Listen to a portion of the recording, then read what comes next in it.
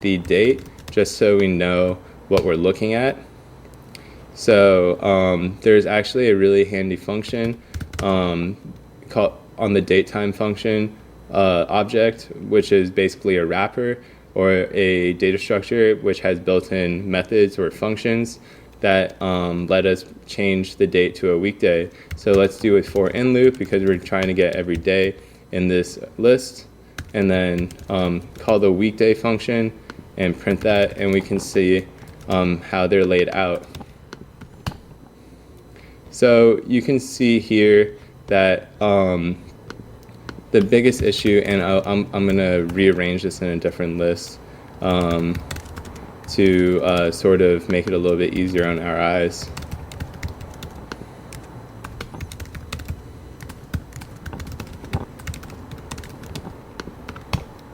So you can see it starts at 2, goes to 3, 4, 5, 6, and then it goes back to 0. So if you see an issue with this, then you're already ahead of the curve, because there is an issue with the way our dates are laid out, because we want to find the averages for day 2, and then the next day 2 is a week in advance.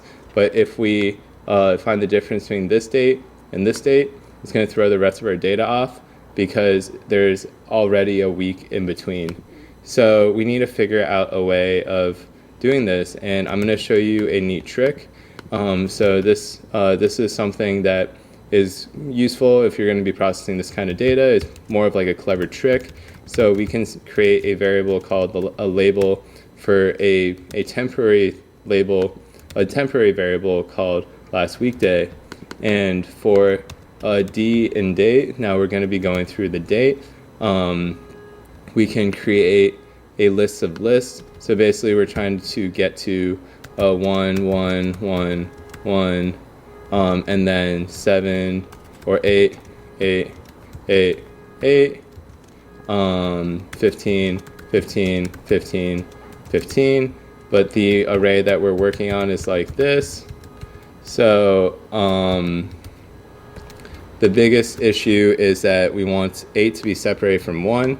And since every day has a sale, in this data set, we can assume that all the numbers will be different from each other, and every day will have a number in this list.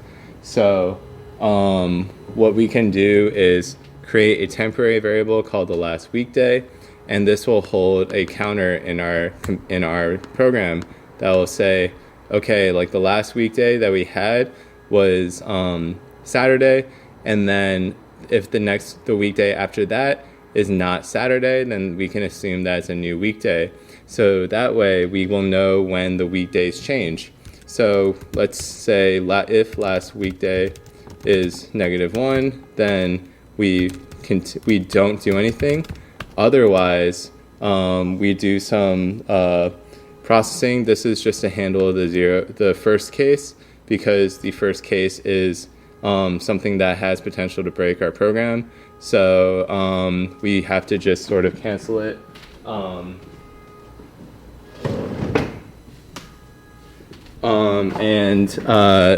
Moving on to the second block in our conditional, we can go ahead and do the processing where we create a new list called a working list, which just is a temporary list that holds our information, and then go ahead and add the weekday into our working list,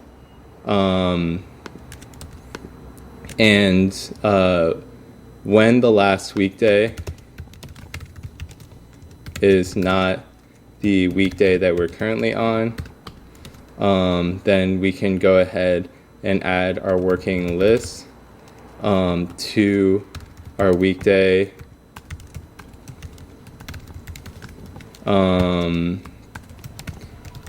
value in our dictionary, and then create a new working list. This way we reset the list and also add what we had onto our other list, and our list of lists, which have all of our has all of our dates that we're going to be working with. and process in a way that doesn't have the weeks apart that would really clobber our data. Clobber is another word for mess up. Basically, a good way to think about it for data analysis is that if you have, if you're looking at sandwiches in Los Angeles, you don't want to have a pasta restaurant in your sample set because it's unrelated, and any way that you try to relate it might mess up the rest of your results. If you're looking for price, if every other store that you're looking at has a $10 sandwich, but the cheapest that the pasta restaurant has is $50, then that kind of outlier has potential to skew your data. So if you're going to launch a restaurant that sells sandwiches and you sell it for $12 instead of the average $10, then you're suddenly $2 over market price and might be losing business because of that. So the same idea with this kind of data. You don't want clobbered data because it messes up your assumptions. So keeping your data clean is the best way to really work. And this kind of checking is really important before you do any further processing, just because this is like the first defense. It's like if you get a cut, the first thing you do is put on a Band-Aid because you don't want to get that infected. The Band-Aid is just the first line of defense, but it's so important because those first crucial moments after you get cut are very important to make sure that no bacteria get in. So cleaning is very similar to just doing our initial checks, putting on that Band-Aid, just to make sure we don't get any more serious issues. So over here, this code should run and make our list of lists. So afterwards, we can print out what our date lists, our weekdays are, and it should be an array of arrays with the date from before. So we can see here that we are not setting the last weekday for the weekday. So basically at the very end of this, we always need to set our last weekday to just make sure our program is running. So here you can see that our dates are working, and let's just put it into Pretty Printer so it's a little bit easier on our eyes.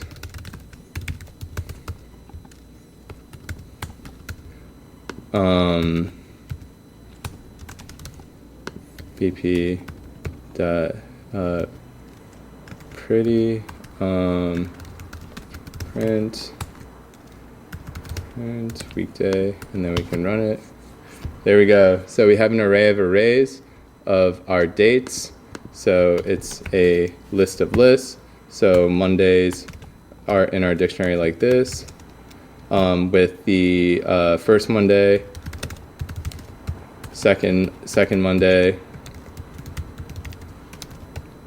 and third Monday, so on and so forth.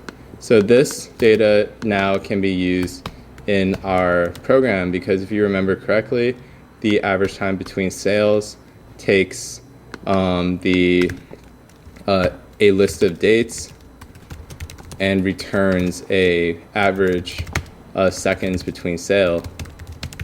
So in this example, we can just go through, and Python has a neat trick called iteritems, which basically let you go through a dictionary the same way you would go through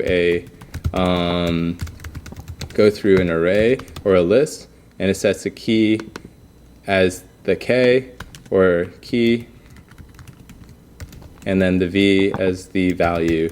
So this would be the weekday, and this would be the list of lists. So over here, we can go ahead and just, since it's a list of lists, we still have to go through the list of lists again. And let's run the find average time between sales over here. We can just copy and paste that in, just change the variable.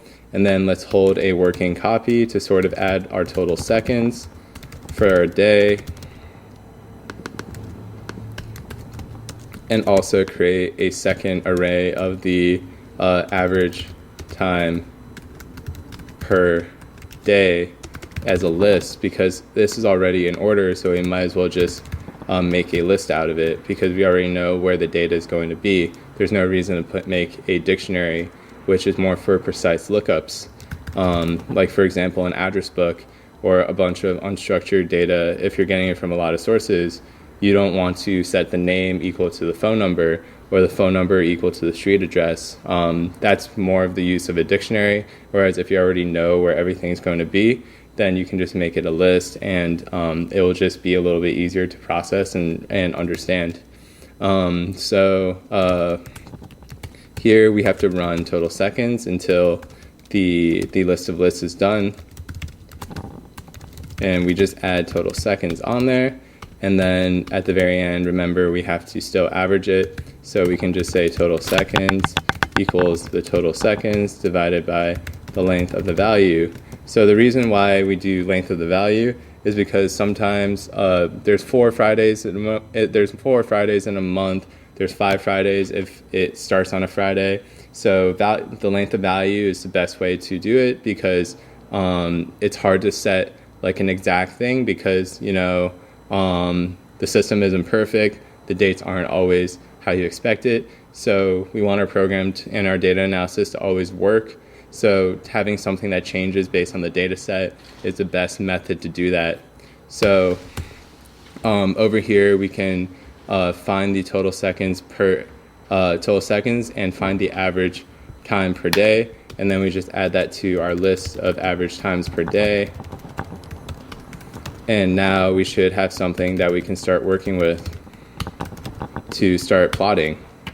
So over here you can see that we have average seconds for Monday as 8,800, average seconds for Tuesday 8,400, all the way to Sunday at 8,300. So this data is kind of hard to understand, especially to communicate. So now this is where the power of visualization really comes into play, because pictures are really the best way to communicate. A picture says 1,000 words. So why not show somebody a picture instead of asking them to put in the mental energy of understanding numbers and words? So let's plot this in the same way we did before, as a simple line graph. So